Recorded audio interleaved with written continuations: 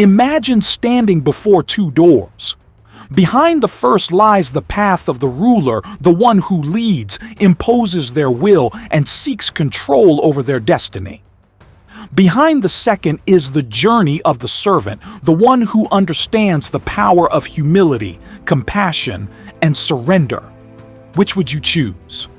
And more importantly, are you truly aware of which of these doors has been guiding your life so far?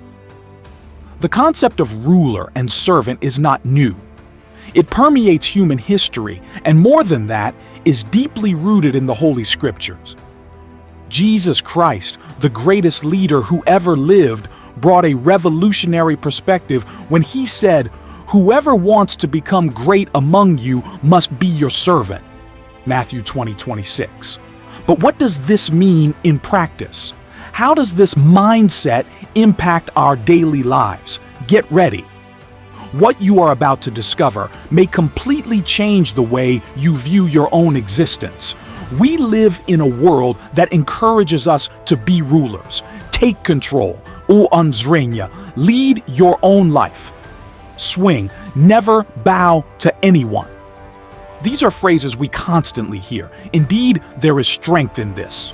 The ruler mindset is associated with decision-making, clarity, and the power of influence. But what happens when this mindset starts to dominate everything?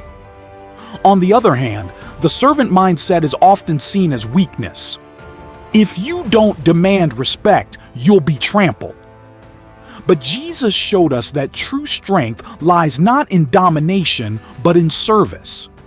How many times have you seen someone earn respect and love, not through imposition, but through selflessness and care for others? The truth is that both paths have their benefits and challenges. The ruler may be seen as a strong leader, but also risks becoming authoritarian and isolated. The servant may earn admiration for their humility, but can also be taken advantage of by those who abuse their kindness. So, which is the right path? What if I told you that the real answer is not in choosing one or the other, but in understanding when and how to use each mindset? Think about your workplace. Do you act as a ruler or a servant? If you're the type of person who imposes your opinion, always seeks control, and prefers things done your way, you may be living under the ruler mindset. This brings benefits such as clarity, leadership, and quick decision-making. But it can also create distance between you and others. Now, if you're someone who is always willing to help, avoids conflicts, and prioritizes harmony above all else, you may be operating with the servant mindset.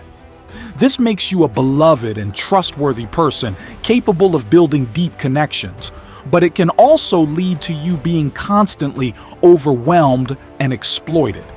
Jesus, the greatest leader of all time, demonstrated the importance of both. He washed the feet of his disciples, John 13:5, an act of pure service.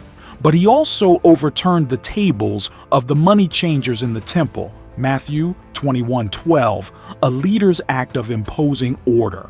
He knew when to be a servant and when to be a ruler. And that is the secret few understand. It's not about choosing one side, it's about knowing when to activate each mindset.